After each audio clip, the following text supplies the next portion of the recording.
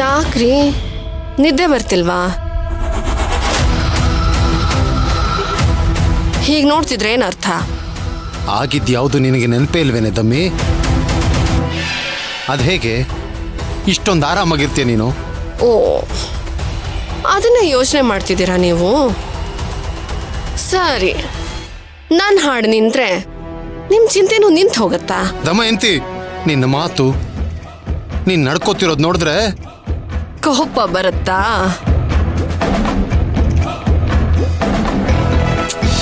ಅಲ್ವೇ, ನನಗಾಗಿದ್ದ ಅವಮಾನ, ನೋವು ಇದ್ಯಾವುದು ನಿನಗೇನು ಅನ್ನಿಸ್ತಾನೆ ಇಲ್ವಾ? ಇಂಥ ಸಣ್ಣ ಸಣ್ಣ ವಿಚಾರಕ್ಕೆಲ್ಲ ಇಷ್ಟೊಂದು ಚಿಂತೆ ಮಾಡಬಾರ್ದು ದಯಾನಂದ್ ಅವ್ರೆ. ಏಯ್ ಮನೆಯವ್ರ ಮುಂದೆ ನಾನು ಮಾಡದೇ ಇರೋ ತಪ್ಪಿಗೆ ತಲೆ ತಗ್ಗಿಸ್ಕೊಂಡು ನಿಂತಿದ್ದೆ. ಇದು ನಿನಗೆ ಸಣ್ಣ ವಿಷಯನಾ? ಅದು ಅಲ್ಲದೆ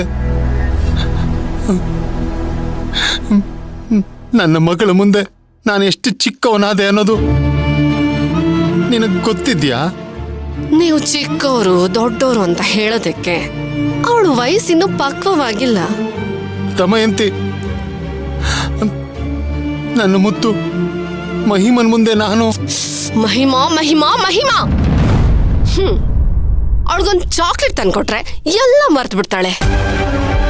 ಅವಳು ನಿಮ್ ತರಾನೇ ಪ್ರೀತಿಯಿಂದ ತಲೆ ಸವರಿ ಒಂದೆರಡು ಬಿಸ್ಕೆಟ್ ಹಾಕಿದ್ರೆ ಸಾಕು. ಏಯ್ ಏನೇ ಮಾತಾಡ್ತಿದ್ಯಾ ನೀನು?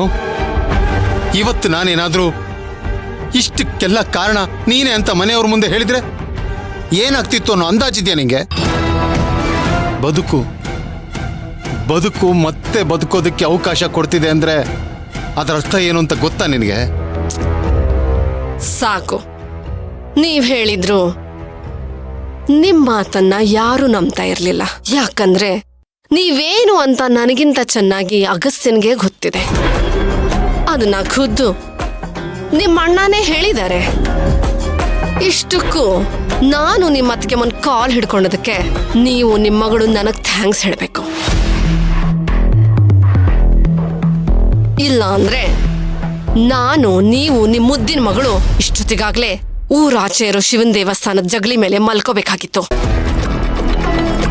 ಯಾಕೆ ಮಾತ್ ನಿಲ್ಲಿಸ್ಬಿಟ್ರಿ? ಯಾಕೋ ತುಂಬಾನೇ ದುಃಖ ಆಗ್ತಿದೆ ದಮಯಂತಿ. ಮೊದಲನೇ ಸಲ ಅಮ್ಮನ್ ಕಾಲಿಗೆ ಬಿದ್ದು ಕ್ಷಮೆ ಕೇಳಬೇಕು ಅಂತ ಅನಿಸ್ತು. ಸಾಕು, ಇಷ್ಟೊಂದು ಇಮೋಷನಲ್ ಆಗಿ ಮಾತಾಡೋ ಅವಶ್ಯಕತೆ ಇಲ್ಲ. ನಿಜ ಮಾತಾಡೋ ಸಮಯದಲ್ಲಿ ಮೌನವಾಗಿದ್ನಲ್ಲ, ಅದಕ್ಕೆ ಈಗ ಮಾತಾಡೋ ಅವಕಾಶನೇ ಕಳ್ಕೊಂಡ್ಬಿಟ್ಟಿದ್ದೀನಿ. ತಮ್ಮಿ, ನನ್ಗೊಂದು ನಿಜ ಹೇಳ್ತೀಯಾ? ಇಷ್ಟು ದಿನ ನಾನು ನೀನು ಮಾಡಿರೋ ಎಲ್ಲ ಕ್ರಿಮಿನಲ್ ಕೆಲಸಗಳಲ್ಲೂ ನಿನ್ನ ಜೊತೆ ಭಾಗಿಯಾಗಿದ್ದೀನಿ. ಆದರೆ ಯಾವತ್ತಾದರೂ ನೀನು ಸಿಕ್ಕಾಕೊಳ್ಳೋ ಪರಿಸ್ಥಿತಿ ಬಂದಾಗ ನಾನು ನಿಸ್ವಾರ್ಥವಾಗಿ ನಿನ್ನನ್ನು ಬಚಾವ್ ಮಾಡಕ್ ನೋಡಿದ್ದೀನಿ.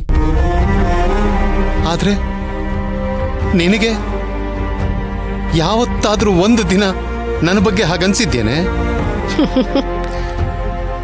ನಾನ್ ಸಿಕ್ಕಾಕೊಂಡ್ರೆ ನೀವು ಸಿಕ್ಕಾಕೊಳ್ತೀರಲ್ಲ, ಆ ಭಯಕ್ಕೇನೆ ನನ್ನ ಬಚಾವ್ ಮಾಡೋದಕ್ಕೆ ಹೊರಟಿರ್ತೀರ ಅಷ್ಟೇ. ಆದ್ರೆ ನಾನು ಸಾಕು ದಮಯಂತಿ,